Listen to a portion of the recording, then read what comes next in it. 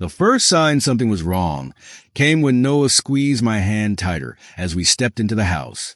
There was a strange perfume in the air, sweet and strong, like it was trying to grab your attention. "Mom," Noah whispered, his sharp instincts noticing something before mine. I looked around and saw the mess. Designer bags were scattered on the living room floor. Clothes were all over the place, and there was a laptop on the coffee table surrounded by empty cans of energy drinks and makeup. "Ruby's here," Luke called out from the kitchen. "She needs to stay with us for a while," Luke said. My throat tightened. "Noah, honey, go upstairs and start your homework," I told him, feeling like I couldn't breathe. When Noah went upstairs, I turned to Luke. "How long is she staying?" I asked. "A while. She got kicked out of college. She needs support right now, Eve." "She's family," Luke said. "Your family," I said, fixing my gaze on him. "Where is she?" "She's taking a shower," Luke replied. "I know this is sudden," he said. "Sudden? There are strangers' things all over the living room." I was angry. "Did you even think about asking me?" "She's my sister," Luke said. What was I supposed to do? The bathroom door opened and out stepped Ruby, wrapped in my favorite towel. She smiled at me, but it was the kind of smile that didn't seem real, the one that didn't reach her eyes. "Thanks for letting me crash here, Eve. Luke said you'd be cool with it." I stared at Luke, who suddenly seemed very interested in the ceiling.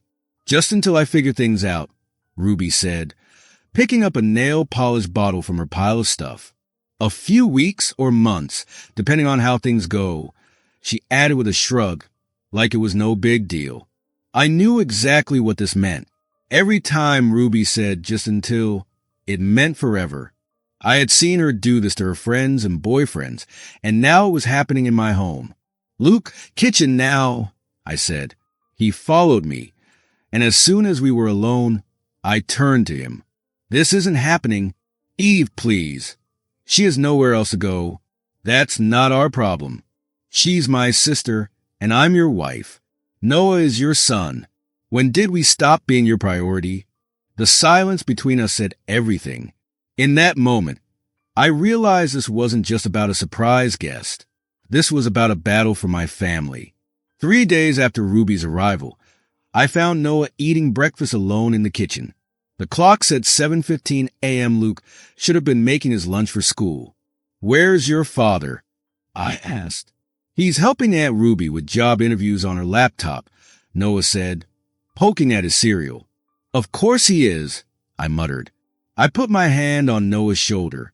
"I'll make your lunch, buddy. Can we have dinner just the two of us tonight like before?" Noah looked hopeful. "I'll try," I said, but I knew trying wasn't enough. That evening, I came home to chaos. Ruby had invited some women over, and they were all sitting on the living room furniture, drinking wine from my glasses. The air was thick with cigarette smoke, even though we had a no-smoking rule. "We're having a little career strategy session," Ruby said, lounging in my favorite armchair. "Luke's helping with our resumes." I looked at Luke, who was sitting on the floor with his laptop open, looking more excited than I had seen him in months. "These women have amazing business ideas, Eve," he said. "Real entrepreneurial spirit." I asked, "Where's Noah?" He said he wasn't hungry, Luke replied without looking up. I found Noah upstairs, curled up in bed with his homework, a half-eaten sandwich beside him. "Mom," he said quietly, "is Aunt Ruby going to live here forever?" "No," I said, sitting down beside him and moving his math worksheet. "This is just temporary." "But Dad likes her better than us," Noah said sadly. I didn't know how to lie to him, so I didn't. Instead, I helped him with his math, trying to make things feel normal again. Later, after Ruby's friends left, I found Luke in our bedroom. "We need to set some boundaries," I told him. "They're just trying to get their lives together. Eve, why can't you be more supportive?" "Supportive? Our son ate dinner alone in his room while you helped your sister and her friends with their resumes and drank wine." Luke didn't look up. "Don't be dramatic. Noah is fine." "He's not fine. I said, my voice low so Noah wouldn't hear. 2 weeks, Luke. That's all she gets. Then she needs to find her own place. Luke raised his eyebrows. Or what? The challenge in his voice made something inside me snap. Or I'll make her leave. Luke laughed, actually laughed. This is my house too. Is it? I asked, the words coming out before I could stop them. Because last I checked, my name's the only one on the deed. The silence that followed felt like we had crossed a line we couldn't come back from. I saw something change in Luke's eyes, something that told me this problem wasn't over yet. The envelope fell from Ruby's purse when I moved it off the kitchen counter. I looked inside and found credit card bills, overdue notices, and something that made me feel very scared, a letter from a gambling support group. The amounts were huge $30,000 in credit card debt, $12,000 in personal loans, and lots of payday loan advances. I was still staring at the papers when Luke came home. What are you doing with Ruby's things? He asked. I'm explaining why she really got kicked out of college, I replied. I held up the papers. She wasn't expelled. She couldn't pay tuition because she gambled it all away. Luke's face turned pale. You had no right. No right. He stepped closer. She's living in my house, around our son, and she's getting help. Is she? I asked. These papers are from last week. Look at the charges. Online poker, sports betting, casino withdrawals. She's not stopping. Just then, Ruby walked in, laughing and talking on the phone. When she saw the papers, she froze. I'll call you back, she said quietly into the phone. How long? I asked. How long have you been lying to everyone? Ruby's eyes filled with tears. Luke knew. He's been helping me. My world felt like it was turning upside down. I turned to my husband. You knew. I've been trying to help her get better, Luke said. She just needs time. Time? Money? You mean our money? I asked. A horrible thought came to me. The missing client payments from your business account. That wasn't a bank error, was it? Luke stayed silent, and that was all the answer I needed. Get out, I said. My voice was steady. Both of you, get out. Eve, please be reasonable, Luke said. He stepped toward me. No, I said firmly. I'm calling the police if you don't leave in 1 hour. I turned and went upstairs to talk to Noah, leaving Luke and Ruby standing there, surrounded by the papers that proved their lies. My hands were shaking, but my mind was clear. This wasn't just about saving our home. It was about saving my son from the mess they had created. I heard Ruby start crying behind me, but it didn't make me feel anything anymore. Some bridges, once burned, light the way forward. Lydia Turner, Luke's mother, showed up like a storm. She marched in, followed by Luke and Ruby, who looked like children hiding behind their mom. This ends now, Lydia said, pushing past me. We're family. We're family, I said, closing the door behind them. Your children stole from me, and you're just going to forgive them. Ruby spoke up. I was going to pay it back. Pay it back with what? I asked. More gambling money? Lydia's face tightened. Everyone makes mistakes, she said.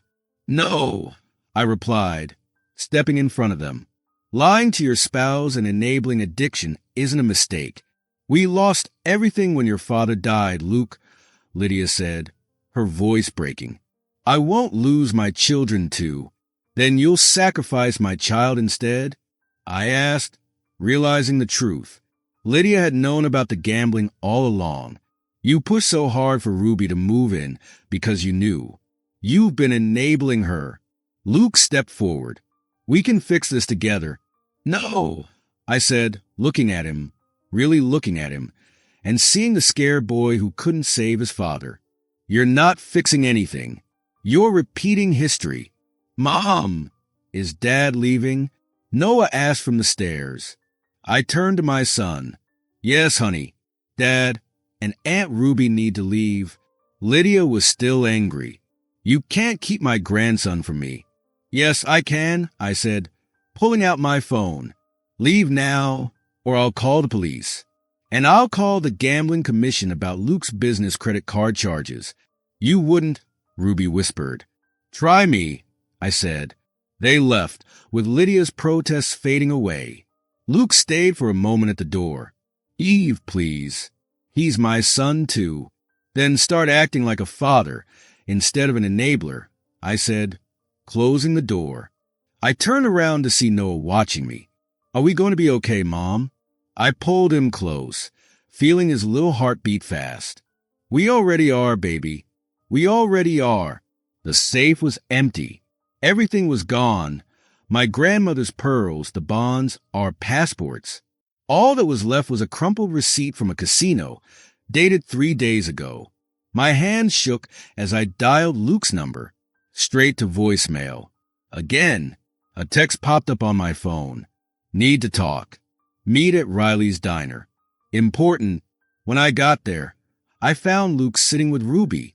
She had tears on her face, and her makeup was smudged. Luke looked smaller, like he had lost everything. Where are they? I asked, keeping my voice low, aware of other people in the diner. Ruby started, Eve, please. Ruby, my grandmother's pearls. I interrupted. You helped her pawn them, didn't you? Luke tried to explain, but I already knew the truth. It wasn't like that, Ruby whispered. I was winning. I could have doubled it, but you didn't, I said. You lost it all. Luke reached for my hand. We can fix this. No, I said, pulling away. You can't fix this, he said. I've got a new plan, a better plan, like the time you borrowed money from the business account, or when you promised Ruby she'd be gone in a week. A waitress came over, and I waited until she left before I started talking again. Where are the pearls? I asked. Ruby looked at her coffee. There's a pawn shop at the casino. They give better money to regular players. Wait, I said. You sold my grandmother's pearls to a casino? Ruby didn't look at me. We can get them back, Luke said. I just need... No. If you say money. 10,000, Ruby said quickly. That's all I have. I stood up so fast that my chair fell over. People at the restaurant stared. Think about Noah, Luke said, grabbing my arm. I am thinking about Noah, I said.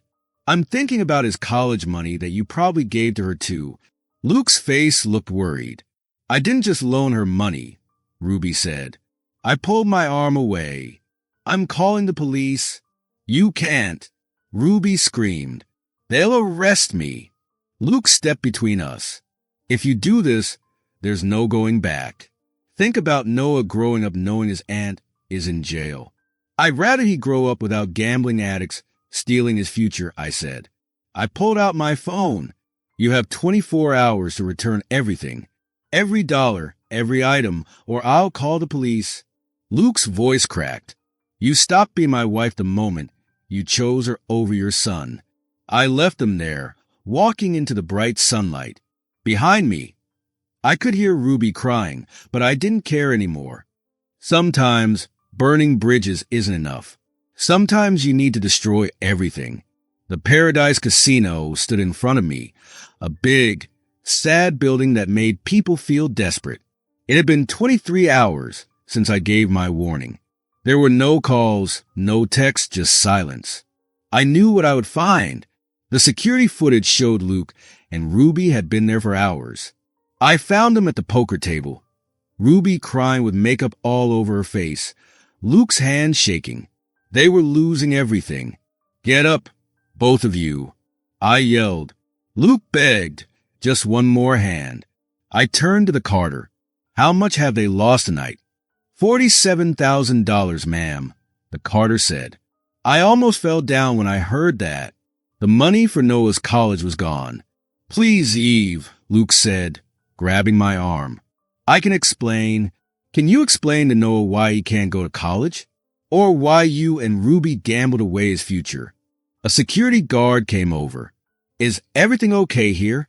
No. I said, they stole from me. I want to press charges. You can't, Ruby yelled. Luke stepped between us again. Think about what you're doing. This will destroy everyone. Noah, your mom, all of us. You already destroyed us, I said. I turned to the guard. They pawned stolen things here. Family heirlooms, bonds, everything. They sold them. Ruby screamed. We didn't have a choice. I couldn't believe it.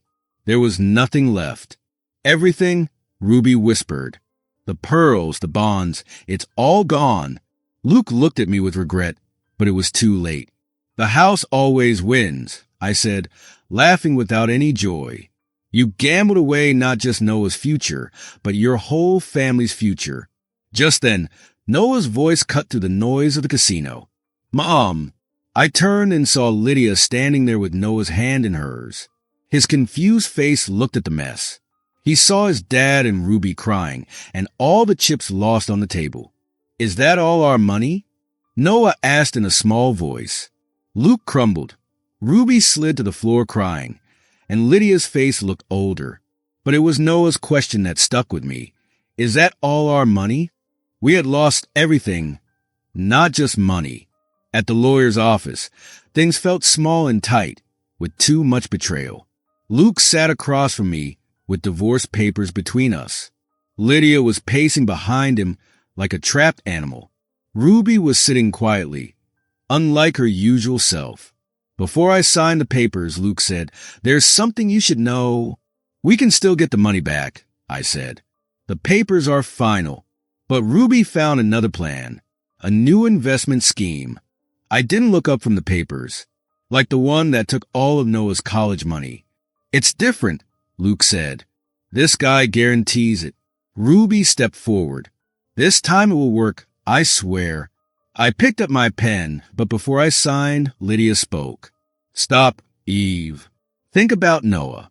He needs his father. I looked at Luke. When was the last time you were there for him? Luke flinched. Like you were there when I found the empty safe? Or when I caught you at the casino? Or like you were there when Noah saw you gambling away his future? Ruby cried. That's not fair. But it's true, I said. You don't care about fairness anymore. I turned to her and asked, Was it fair when you sold my grandmother's pearls? When you convinced Luke to take all our money for your system? I was sick and needed help, and now Noah needs help too.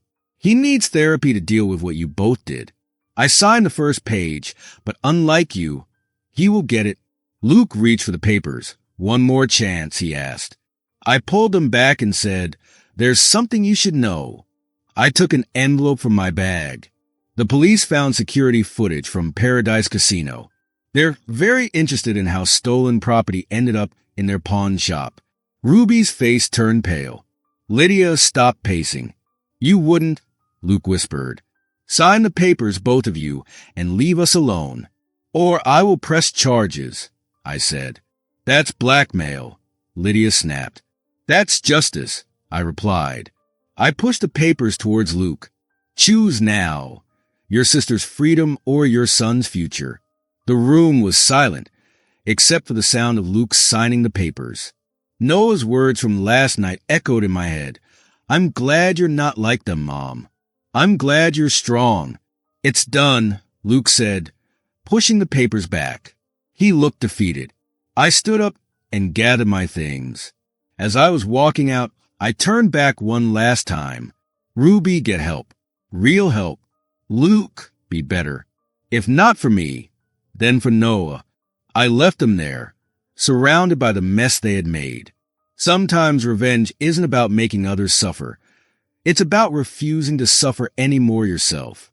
Outside, the sun felt warmer, like it knew this wasn't the end, but a new beginning for me and Noah, a beginning they couldn't ruin.